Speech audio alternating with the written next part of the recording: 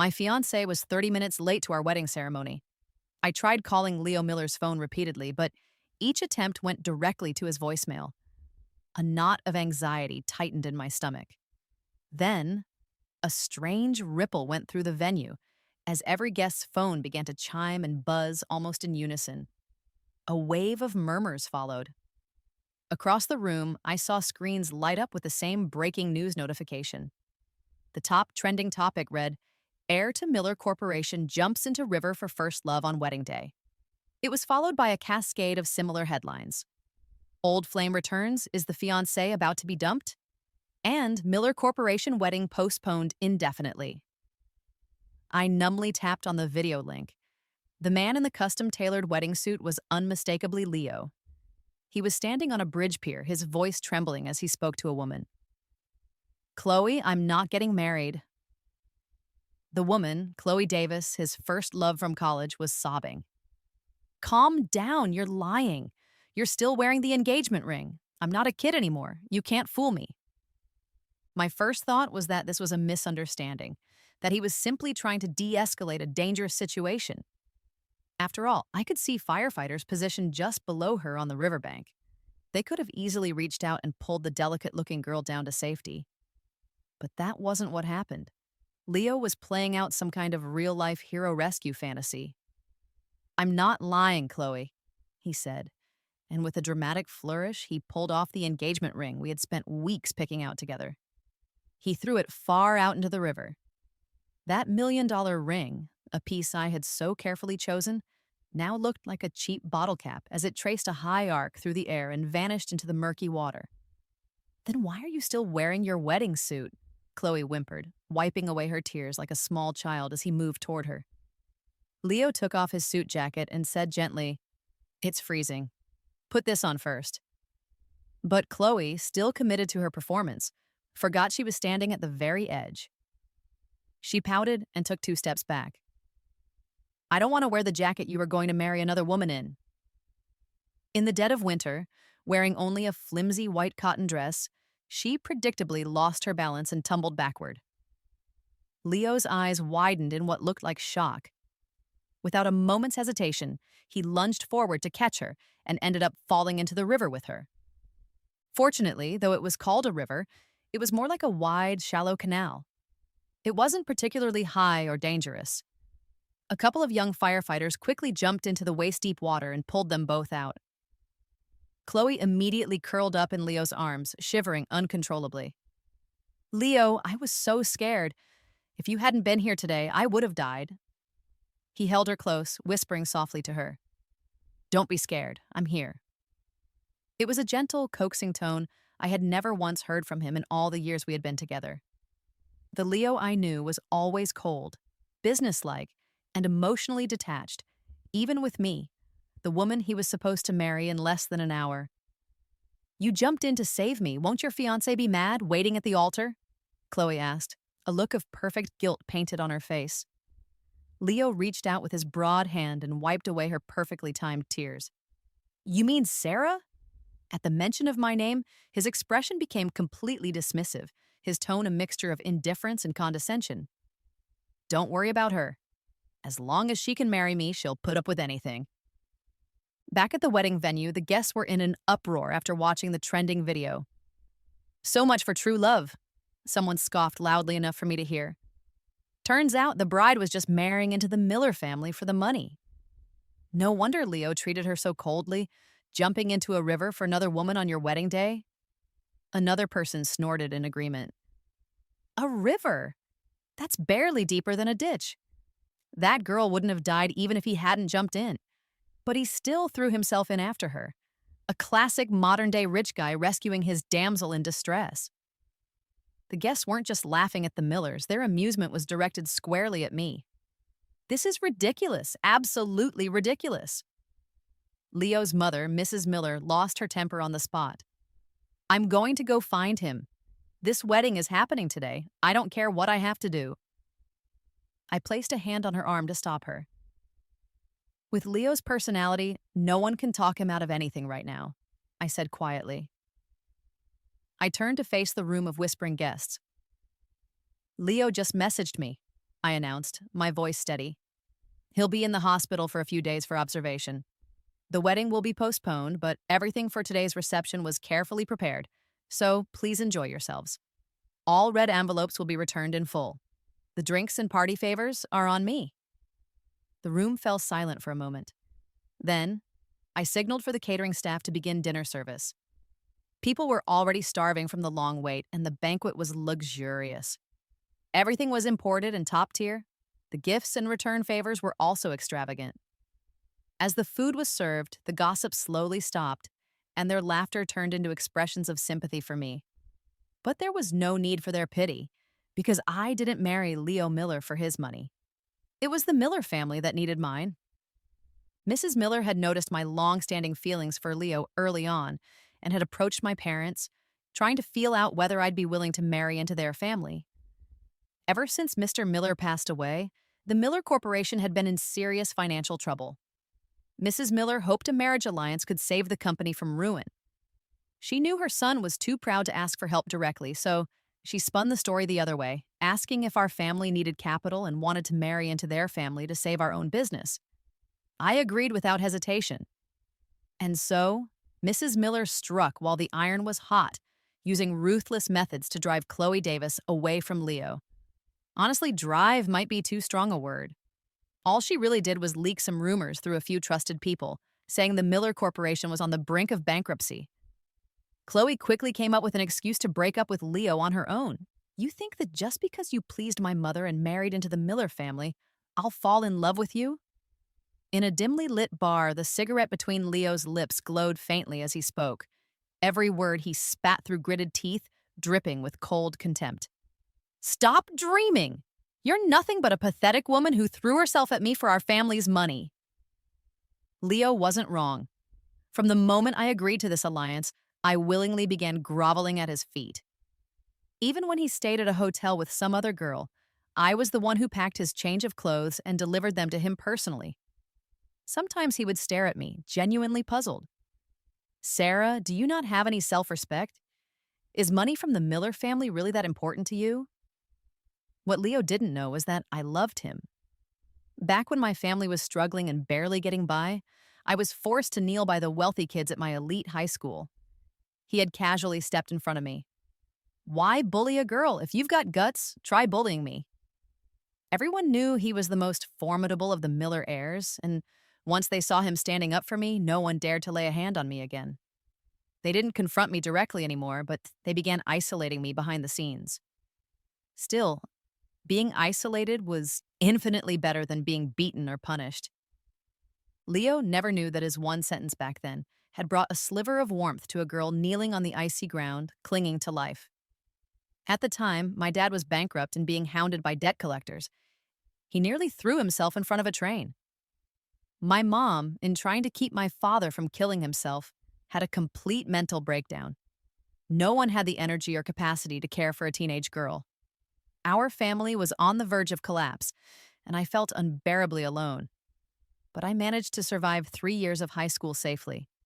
Whenever someone tried to lay a hand on me, intentionally or not, Leo would somehow just happen to pass by. He didn't even have to speak. A single sharp glance from him and they'd run off in fear. He never once spoke to me directly, but back then, Leo was like a silent wall that kept danger at bay. So when our family finally made a comeback and the Miller Corporation fell into crisis, Mrs. Miller reached out to my parents through intermediaries. They didn't refuse to help. As long as our daughter is willing to marry, we won't object, they said. I looked into Mrs. Miller's tear-filled eyes and nodded firmly. I'm willing, but I added one condition. Only if Leo eventually falls in love with me. Our family, the Andersons, continued to support the Millers financially, but since we only had an engagement and hadn't yet registered our marriage or held the wedding, I also asked that the Miller Corporation grant me corresponding shares in the company as outlined in our agreement. Mrs. Miller, to her credit, was a straightforward woman. We reached a consensus quickly.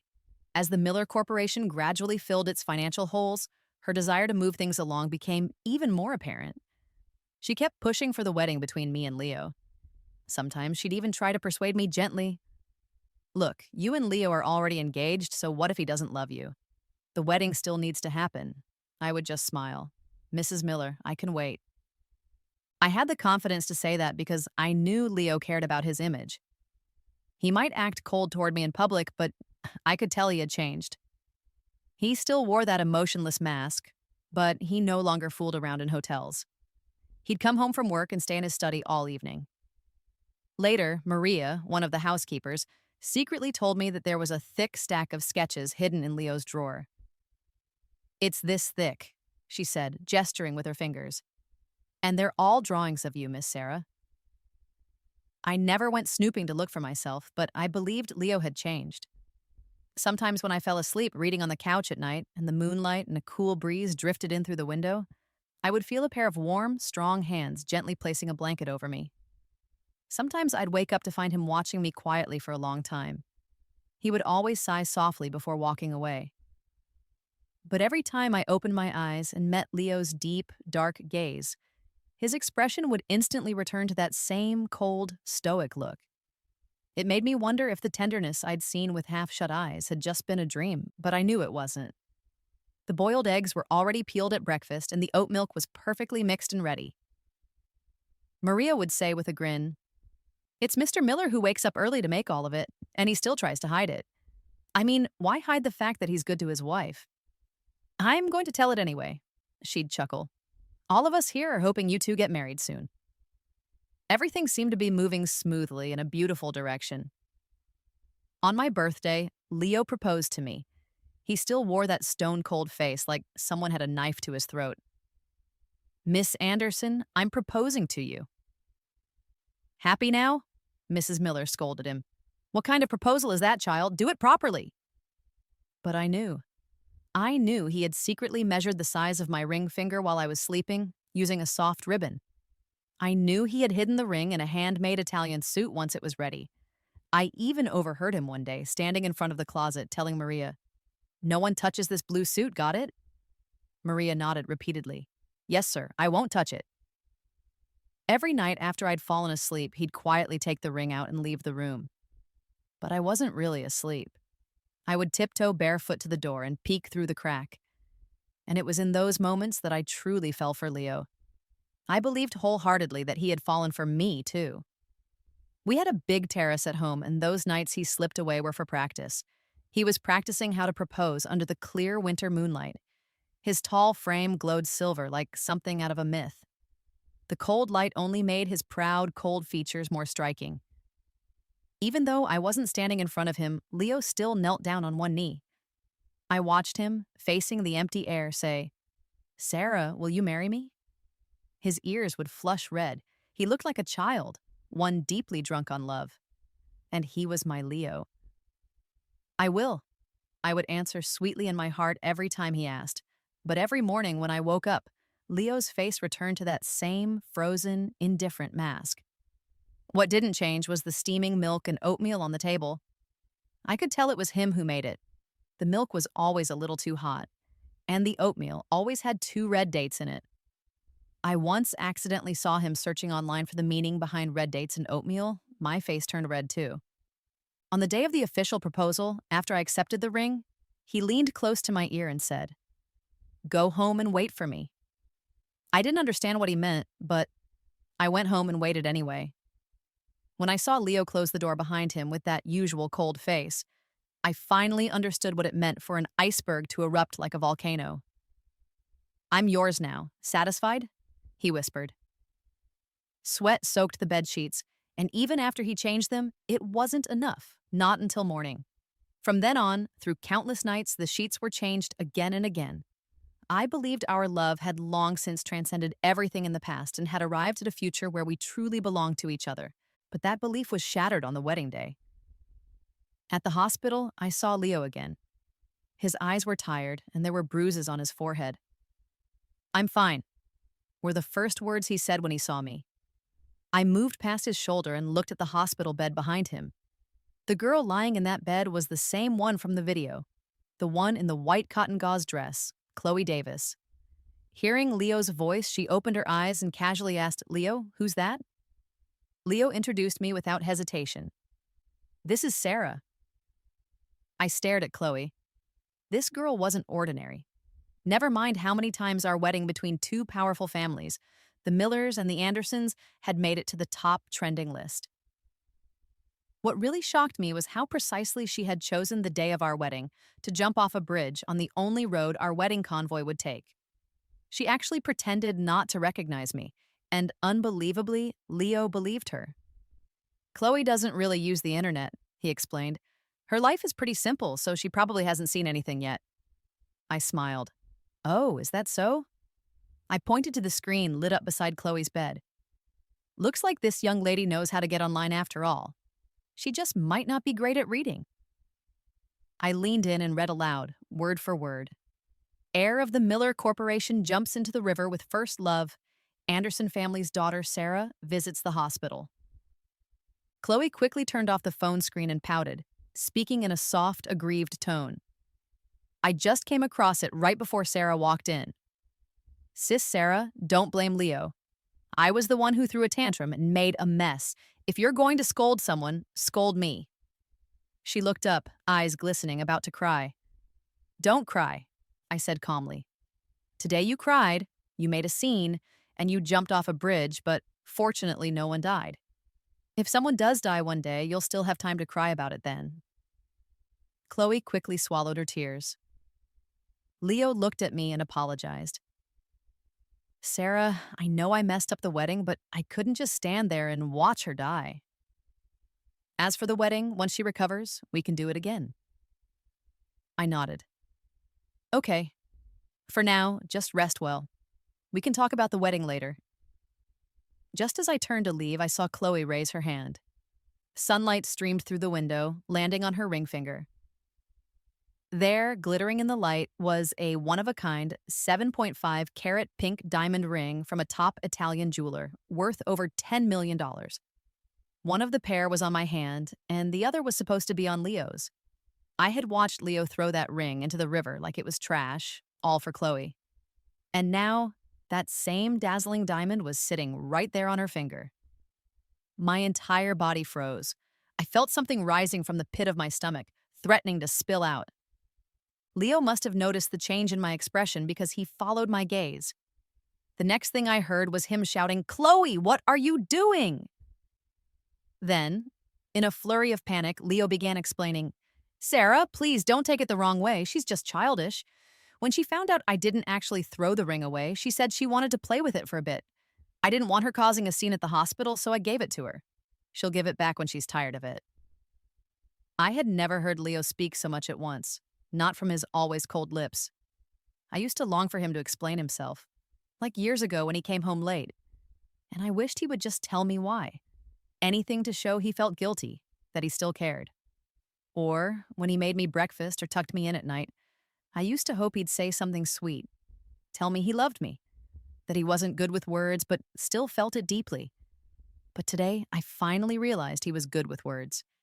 He just hadn't wanted to use them with me. Chloe threatened to jump into the river, and despite all the trained firefighters present, Leo went in himself, coaxing and convincing her to come down. Chloe asked for a ring, and even though Leo knew it was the symbol of our commitment, meant to bind us together for a lifetime, he handed it over without hesitation. And now, in front of his own bride, he felt the need to explain why another woman had it. "She'll give it back when she gets bored," he said. "Don't take it personally. It's like arguing with a child." What a joke. Chloe Davis is 28 years old.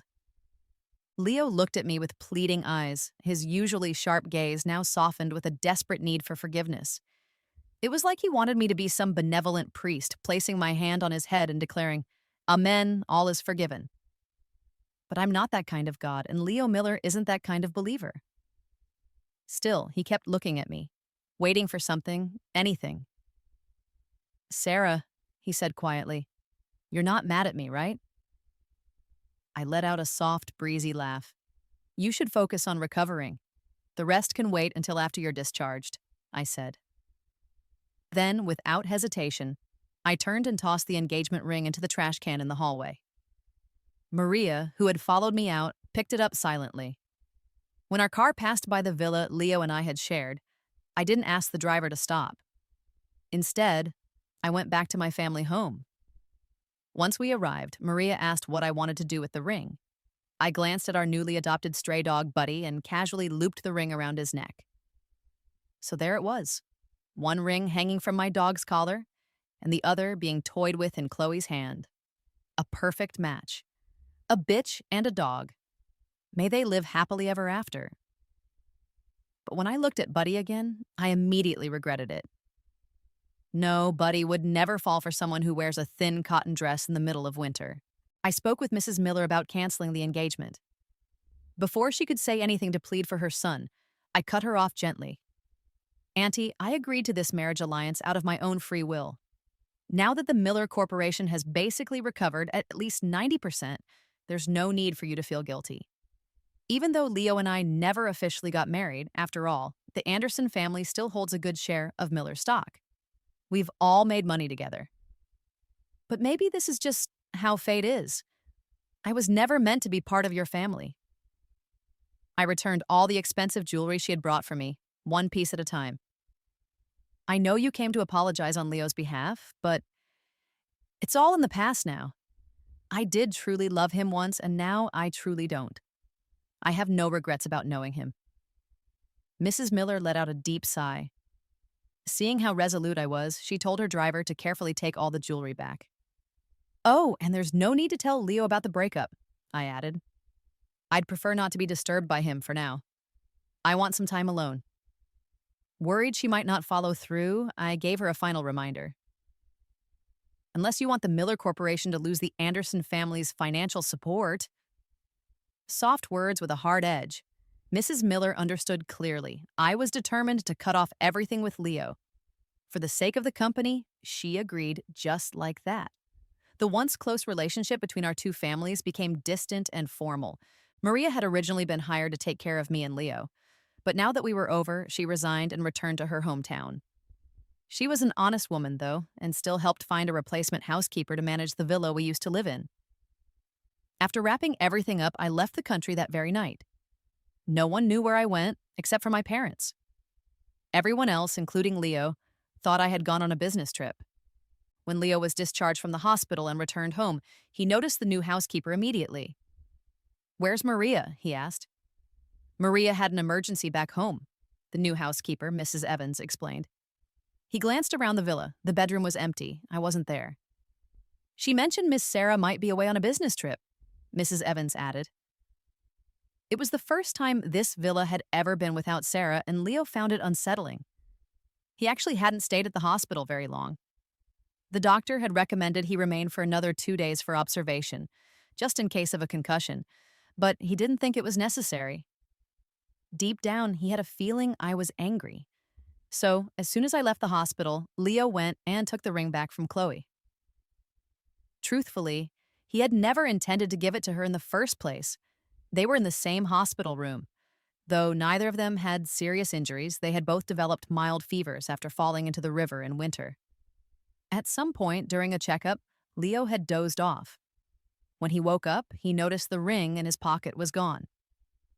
When he had thrown the ring off the bridge to stop Chloe, he hadn't really thrown the ring. He just tossed something random from his pocket to create an illusion. To him, Chloe was just like a child. She could be calmed with a few tricks. Back then, Leo had liked Chloe for her dramatic flair.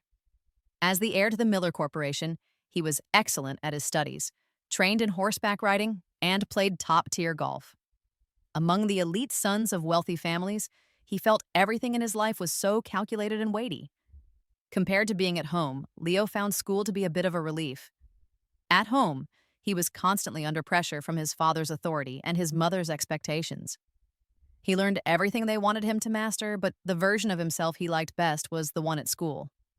Everyone there feared the coldness and authority that naturally radiated from him. Everyone except Chloe Davis. Her theatrical, childish antics fascinated him. She wasn't afraid of him. In fact, she'd even provoke him sometimes.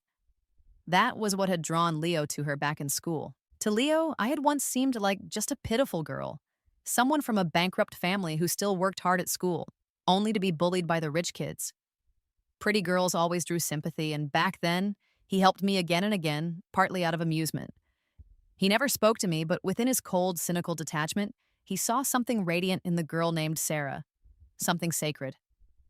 Sometimes, when lying in bed, he would think of me that way, untouchable, and the thought frustrated him. After all, there were so many girls who liked him, girls who would throw themselves into his bed with the curl of a finger. Yet somehow, it was this girl from a bankrupt family who made him feel inferior. How absurd. That night, as darkness fell, Leo realized for the first time how big the villa felt. He had never noticed it before. Every time he'd come home, he'd see me on the couch. Most of the time I was reading. Sometimes I'd be asleep. At first, he thought I was just showing off how studious I was. But one day, he secretly looked through the books I had been reading and finally understood the source of that quiet glow I had back in school. My finance textbooks were thick, full of detailed notes. Latin phrases that could make anyone dizzy became flowing musical notation under my pen. The handwriting, careful and elegant, stirred something in him that made his heart itch. Eventually, he stopped going to bars after work. He'd come straight home. I'd always be there on the couch with a book from his study. He could see me bent over, completely focused. He began sketching me with my slightly furrowed brows, me biting my lip in deep thought, even me smiling at a passage in frustration. Every tiny expression, every subtle shift, I filled his mind entirely. Thinking of that, Leo gave a bitter laugh because deep down, he had felt unworthy of me. And to hide that inferiority, to protect the pride he clung to, he had kept his gaze cold, his demeanor aloof. He reached for the pillow beside him. This was the first time he'd ever been in bed without me there, but my silk nightgown, tossed aside casually, still lay nearby. He picked it up and pressed it to his face. My scent filled his senses in an instant. In that moment, he felt something stir, and as he gave in to the memory of me, he remembered he had once had me too. It was right after Chloe had broken up with him. His mother came to tell him the Miller Corporation would be forming a marriage alliance with the Anderson family because we needed financial support. Leo had scoffed. So, Sarah really sold herself to our family for money? That shining girl, it turns out, was just like the rest. A marriage alliance? What a joke. She'd sold herself to a man who didn't even love her. So he punished me. He went to a hotel, drank himself into a stupor, and had me personally deliver his change of clothes. He wanted to see me suffer, to make me back down, but money and power didn't change me, and somehow that made them seem even more precious. Leo hadn't expected that just one night without me would unravel him so much. His head throbbed. He picked up his phone and called me, but it didn't connect. He glanced at the time. It was already late. She's probably asleep, he thought. After a long pause, he finally decided to send me a message. He cleared his throat and practiced several tones in his head. Then, for the first time in his life, he recorded a voice message. "Baby, I miss you." The moment he sent it, he cringed at how corny it sounded. Embarrassed, he tossed the phone aside before he could hear himself say those mushy words. He fell asleep waiting, and when he woke, he was still clutching my nightgown in his arms. The next morning, there was still no reply from his baby. His sharp nose wrinkled slightly in annoyance. This was the earliest he had ever woken up. Normally, when I was around, he slept so soundly that he always got up late. The new housekeeper was already busy in the kitchen. Out of habit, he stepped in to heat the milk. The housekeeper quickly rushed over to take the cup from his hands. "I'll take care of it," Leo said, stepping toward the kitchen. He gave a soft smile. "I always make Sarah's hot milk," he added after a pause, his eyes glancing toward the couch. Normally, around this time, Sarah would be sitting there, jotting down thoughts or reading. He stared in that direction, imagining the way she looked. With a gentle tone laced with something almost sweet, he told the new housekeeper, "I make her oatmeal too." The new housekeeper, watching Leo's tall, composed figure reach for the oats, couldn't help but say, "But Miss Sarah isn't here today." Leo's hand froze mid-air. He had been so lost in thoughts of her habits, her presence, that he'd forgotten she was supposed to be away on a business trip. He put down the milk and stepped out of the kitchen. Only then did it really hit him how empty the villa felt. But what was truly hollow wasn't the house. It was the part of him where Sarah used to live. She was gone now, and he was nothing more than a hollow shell in an empty world. Just then, the doorbell rang. Before the new housekeeper could even set foot out of the kitchen, Leo had already taken long strides toward the door. She's back, he thought. Sarah must be home. The Miller and Anderson business affairs had been going smoothly lately. Even Leo hadn't had much reason to travel, so if Sarah was away, it could only be for a day or two. Please, he hoped, just 1 or 2 days. Any longer and I'll lose my mind. He opened the door, only to find Chloe Young standing there. She saw the disappointment on his face clearly. What's with the look? Not happy to see me? I came to apologize to Sarah. I feel awful for interrupting your wedding. But Leo didn't let her in. Is it because your fiancé doesn't want to see me? Chloe asked again, not giving up. She thought Leo saving her at the wedding meant something, that there was still a place for her in his heart. With the wedding postponed, she felt she had plenty of time and chances to win him back. Back then, when Mrs. Miller had planted rumors through her people that the Miller Corporation was going bankrupt, Chloe panicked. She did some digging and started to believe it might be true, so she broke up with Leo under the excuse of studying abroad. But years had passed, and the Miller Corporation was stronger than ever. Not only had it not gone bankrupt, it was thriving. She had let a golden opportunity slip away, and the thought made her grind her teeth in regret. Chloe, Leo said with a weary tone, I've always thought of you as a little sister. Regret crept into his voice. In truth, he had started to regret saving her. He should have been at his wedding. But when Chloe had sent that message saying she was going to kill herself, he couldn't ignore it. A life was a life. He thought Sarah wouldn't be mad. She had always been so patient, so forgiving, no matter how much he hurt her. He remembered how submissive Sarah used to be, how deeply she had loved him, how she never once got angry. And besides, the Anderson family needed the Miller family, they needed the alliance. Sarah had come this far, surely she wouldn't back out now. Even though firefighters had been on the scene, Leo had still climbed onto the bridge to stop Chloe.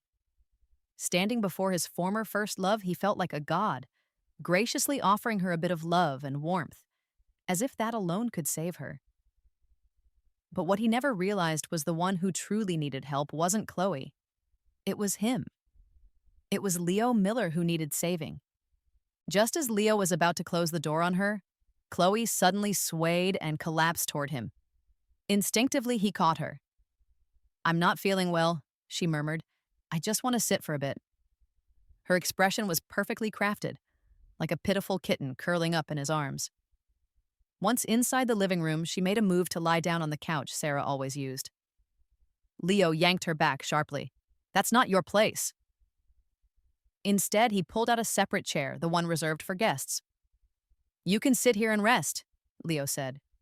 But Chloe immediately pouted. I just wanted to lie down.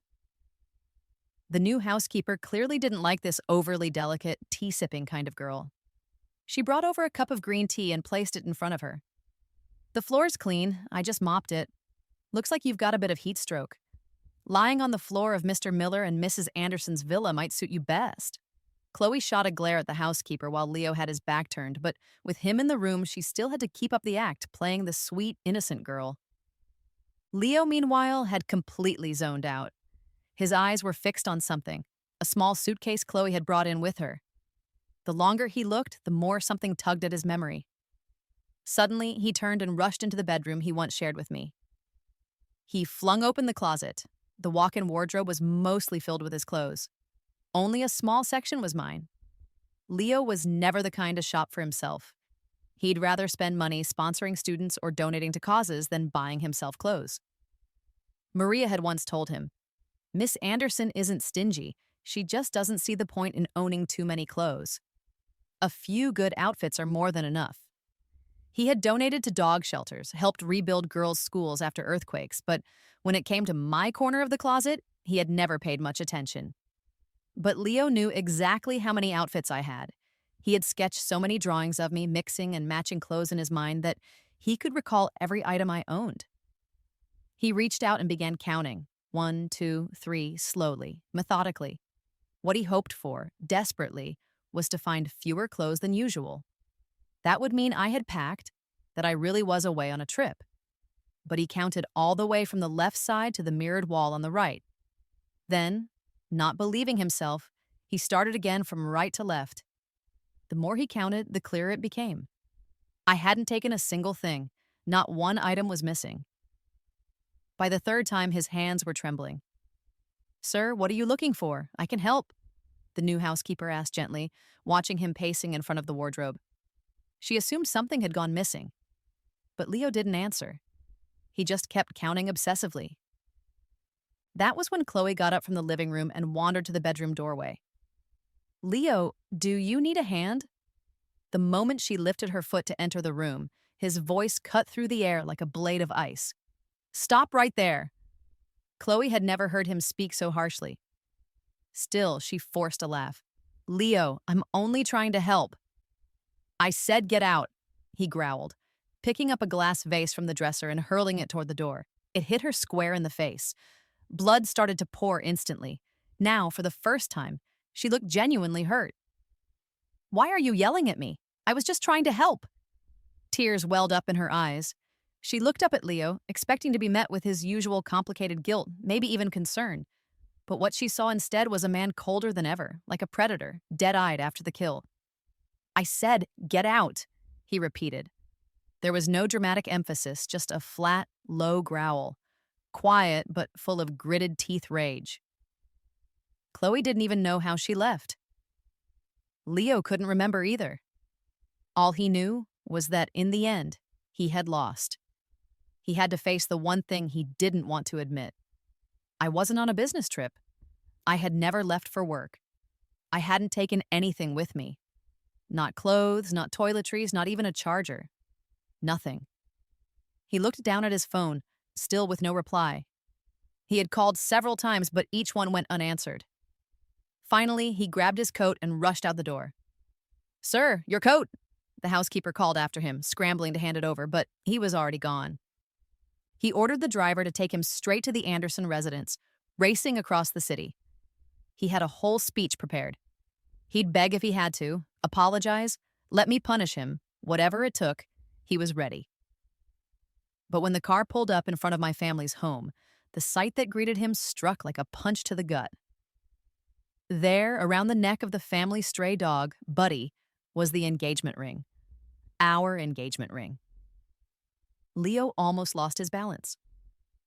Still swallowing the sting of humiliation, he bent down and removed the ring from the dog's neck, and then slowly, he forced himself to stand tall again, just barely. As soon as Leo stepped through the gates of the Anderson estate, he was greeted by Mr. Anderson's calm, distant voice. "You're here. Come in. Have a seat," Mrs. Anderson said, maintaining the graceful poise of a refined matriarch. Leo looked at them, two people he had once imagined calling Mom and Dad, but now all he could manage was a polite, strained, "Uncle, Auntie." The distance between them was stark, and for the first time in his life, Leo Miller couldn't hold on to his pride. With quiet desperation in his voice, he asked, "Could I please see Sarah just once?" Mr. Anderson took a sip of tea. "Sarah's gone abroad," he said calmly. "She asked us not to disturb her for the time being, not even family." Leo's knuckles turned white from clenching too tightly. He tried again. "Uncle, Auntie, no, I ruined the wedding. I failed Sarah. But someone's life was at stake. I didn't want someone to die on our wedding day." Mrs. Anderson stood abruptly. "You didn't want a death? Did you ever consider the consequences of holding another woman in your arms and jumping into a river on the day of your marriage to my daughter?" Mr. Anderson didn't want to bring up his daughter's pain. He kept his tone measured. There were two possible outcomes. One, the Miller and Anderson families would collapse together. Two, both families would become a laughingstock on the internet, turned into a viral scandal. But Mrs. Anderson didn't hold back. Her voice trembled with suppressed fury. "Mr. Miller, the only reason we're even talking to you today is because Sarah once had feelings for you. You jumped into a river to save another woman on your wedding day. Have you ever stopped to think about how Sarah felt? She loved you, cared for you deeply. And what did you do? You put another woman's life ahead of hers on your wedding day, no less. It's not even like you were the only one who could have saved that girl. Do you know why? When the video hit the internet, everyone assumed you'd abandoned Sarah? Mrs. Anderson's voice grew colder. Because even strangers could see it. There were 4 or 5 firefighters right next to that girl. She would have been fine. But no, you had to play hero. If you wanted to act out some fantasy of saving the damsel in distress, fine. But don't drag my daughter into it. Seeing both Mr. and Mrs. Anderson trying so hard to keep their composure, Leo began to panic. He racked his brain for anything, any solution that might redeem himself. And as always, he thought of money and shares. After all, wasn't that why Sarah had insisted on marrying him? For the Miller Corporation's capital? He was the heir. He could give her as much as she wanted. Uncle, Auntie, I was wrong to ruin the wedding. I'll transfer shares of the Miller Corporation to Sarah as much as she wants. But just as he finished, he caught the look of disbelief in Mr. Anderson's eyes. She didn't tell you, did she? Mr. Anderson asked, raising a brow. Leo froze. Well then, Sarah only asked her future mother-in-law not to tell you about the annulment. I didn't expect your mother to actually keep her word. Leo stared at Mr. Anderson. There was no smile on his face, but behind that experienced, battle-worn expression was unmistakable contempt. Let me tell you something, Leo. It was your mother who came to us, begging for this marriage after your father passed. The Miller Corporation's financial situation became critical. Your mother knew Sarah had feelings for you, so she came to us in person, hoping a marriage alliance could bring in capital and save your company. Sarah agreed, and we didn't object. She told us she loved you. She remembered how you stood up for her in high school. We didn't ask for more than that. But we knew Sarah had survived high school alone, relying only on herself. So we let her make her own choice. She wanted to marry you. Then Mr. Anderson narrowed his eyes. And now you talk about giving her shares? Let me tell you something, Leo. Sarah already owns more shares of the Miller Corporation than you do. She's the largest stakeholder. So tell me, how much are you planning to give to your majority shareholder? If Mr. Anderson could have stepped on Leo's already shattered pride, he would have. There had been many nights, long before the wedding, when Sarah had cried silently while Leo had been out partying, sleeping around, demanding that Sarah deliver fresh clothes to his hotel rooms. She had said nothing. Not once had she spoken ill of him, not even to her father. And when it came time for the wedding, Sarah had told him, Dad, I know Leo has changed. I'm sure he really, really loves me. I'm marrying for love. As a father, Mr. Anderson had seen it all. He had watched his daughter go from swallowing her pain in silence to glowing with the joy of love. And in those moments, he had truly felt happy for her. But on the day of the wedding, as a father, he felt his heart shatter all over again. The first time it broke was the day Mrs. Anderson gave birth to me. She had suffered massive bleeding. He stayed by her side for 2 days and 2 nights, and afterward he said he felt like he had aged 10 years. He had silently prayed, asking to trade his own life in exchange for ours. Whether that prayer worked or not, he never knew, but the bleeding stopped and I was born safely. He never planned to have another child. Having one daughter was enough. He couldn't bear the thought of watching the woman he loved risk her life again.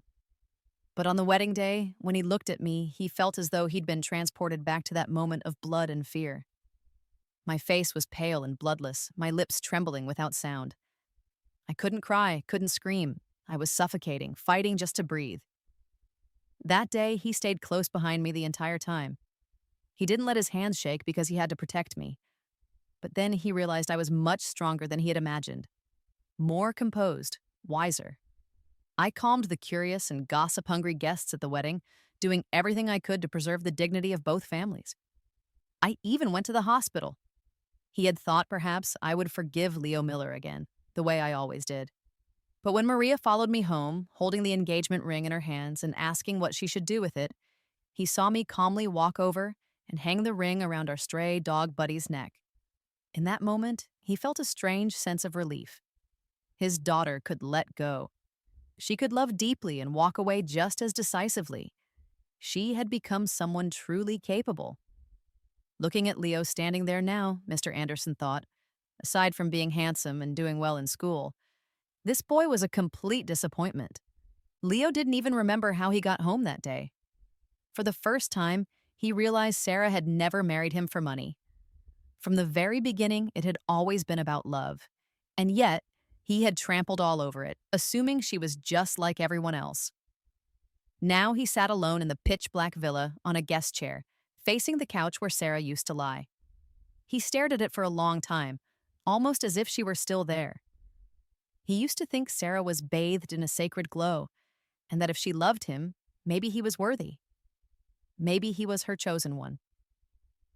But now, all he saw was a clown. A fool who had destroyed the one thing that had ever truly mattered. He grabbed a bottle of liquor and smashed it against his own head. Blood streamed down his face, but he didn't feel a thing. Leo didn't know what else he could do. He sat there like a ghost, like a broken doll tossed in the corner of a landfill, unwanted, forgotten. Day turned to night, night turned to day, then back to night again. The texts he sent remained unanswered. Finally, Leo collapsed, physically and emotionally. And then he stood, deciding he would go to the ends of the earth if he had to. He would find Sarah, no matter where she was. He didn't spiral into ruin. Instead, he poured himself into running the company, partly because he knew Sarah still held shares in the Miller Corporation. As long as the company thrived, he felt she was still connected to him, like a faint thread still tying them together. The other reason was simpler. He had to be better, stronger, for the day they would meet again. From the moment Sarah vanished, Leo never stopped looking for her. It became his only mission outside of work. Finding Sarah was the one thing he wanted to do more than anything else. Mrs. Miller thought her son had brought this on himself. He had let a girl like that slip away and caused a national scandal on his wedding day. But as she watched him become more mature, more composed, she thought perhaps the pain had made him a man at last. What she didn't know was that beneath that polished exterior, Leo was covered in scars. It actually wasn't that hard to find someone if they were still in the country. But Sarah had gone abroad, and no one knew exactly where. Leo exhausted every resource, spent more than anyone could imagine, and then, half a year later, he finally got a lead. He booked a flight immediately, 16 hours in the air, and then, standing outside the headquarters of a multinational corporation, he saw her. Sarah. This was the company she had personally invested in, the one she built from scratch here overseas. And by some miracle, the moment he got off the plane, she happened to walk out the front doors. She was still breathtaking, still radiantly beautiful in that quiet, unknowing way. Holy, untouchable. Leo looked down at himself, straightened his coat. He still had the strong build she liked. His reflection in the glass reassured him. He looked the same. As she walked by, heads turned. People couldn't help but stare at her. And then, they looked at him too. Leo Miller, still so handsome that strangers couldn't help but linger a moment longer. Just then, I saw him. Leo! After 6 long months, Leo Miller finally heard me say his name again. He saw me put down the small firework I'd been lighting, open my arms, and run toward him as if the distance and heartbreak between us had never existed. Leo lit up and opened his arms wide in return, only to watch me leap like a joyful bird into another man's embrace. He froze where he stood. Wrapped in my boyfriend's arms, I caught a glimpse of a familiar figure in the corner of my eye. It was Leo, tall, handsome, still carrying that poised elegance. His arms were wide open, as if waiting to catch someone. And then, our eyes met. He looked stunned. It was only then that I remembered. My boyfriend's name sounded exactly like Leo's. For a second, Leo must have thought I had been calling out to him. My fiancé looked in the same direction I was staring. "Who's that?" he asked. "Oh, just someone I used to know," I said softly, looping my arm through his. As we walked past Leo, I offered a polite smile. "It's been a while." But Leo couldn't speak. He didn't feel like it had been a while because in his dreams, in every breath he took, in every whisper of wind, I was there. I had become part of the air he lived in. The longing had turned into wind, into rain, into his every heartbeat. Leo stood there, aching so deeply he wanted to tear himself apart. I heard him speak. Sarah, can we talk? My fiancé glanced at Leo, then back at me. I nodded. Sure, let's talk here. Leo, once the proud heir of the Miller family, looked at the man beside me, holding the hand that once belonged to him. But he knew anger would get him nowhere, so he lowered himself. Sarah, he pleaded softly, please don't leave me. I know I was wrong. I shouldn't have left you on our wedding day to save Chloe, but I love you. We had so many beautiful moments. You loved me once. I know you did. As he spoke, his voice trembled with emotion. He reached out to hold my hand, and then he saw it. The diamond on my ring finger, brilliant and clear, glinting more sharply than the sun on desert sand. It burned his eyes. Leo staggered, catching himself against the car door to keep from falling. Then I spoke gently. Saving someone isn't wrong. That was your choice. But Ryan, walking away from you was my choice. And that's not wrong either. I don't regret loving you, I continued. Back then you were worth it. But I don't regret leaving you either because the person you became, I no longer wanted to love. I've seen the numbers. The Miller Corporation is doing well. You'll find someone you love again. And me? Maybe I've just been lucky because I already have. I touched the ring on my finger and smiled. I'm engaged now. Tonight we have a party with some friends. I won't keep you. Oh, and by the way, my fiancé isn't some stand-in love interest. It's just a coincidence that his name sounds like yours. Goodbye, Leo. I gave him a courteous smile, just like I would for any stranger, and walked away. Leo turned his head and watched me leave. A group of our friends ran toward us, laughing and shouting. Champagne bottles popped, balloons soared into the air. The entire street erupted with joy and celebration. Passers-by clapped and cheered, wishing us happiness. Leo leaned against the car and slid to the ground. In a foreign land, that was the moment he fell ill and couldn't get back up. When he was finally discharged from the hospital, he turned on his phone. Through the Miller Corporation's press release, through congratulatory messages from every industry and outlet, he saw it, my wedding photo. I was smiling so brightly, so joyfully. But none of it had anything to do with him anymore. Leo put his phone in his pocket and rubbed the bruised spot where the IV needle had left a mark. His arm was pale and tender from the weeks of infusion. He walked aimlessly into the biting wind. Then he heard someone shouting in rapid English, "Don't back away, it's dangerous." Only then did Leo realize he was standing on the edge of a bridge. He blinked. In the distance, the ocean blurred into the gray sky. He remembered something. Hadn't he once stood on a bridge before? At a wedding? But who had he been trying to save? He couldn't quite recall. All he could remember was that the bridge back then wasn't even a tenth as high as this one, and the water wasn't nearly as deep. He had fallen because that girl had pulled him down with her. And now, he wanted to tell Sarah he hadn't fallen off that bridge holding Chloe Young in his arms. But Leo could only let out a bitter laugh. What did it matter now? He opened his arms as the sea breeze swept in. Just as he lifted his left foot and prepared to close his eyes, several strong hands pulled him back. Firefighters, a few bystanders. In that moment, something clicked inside him.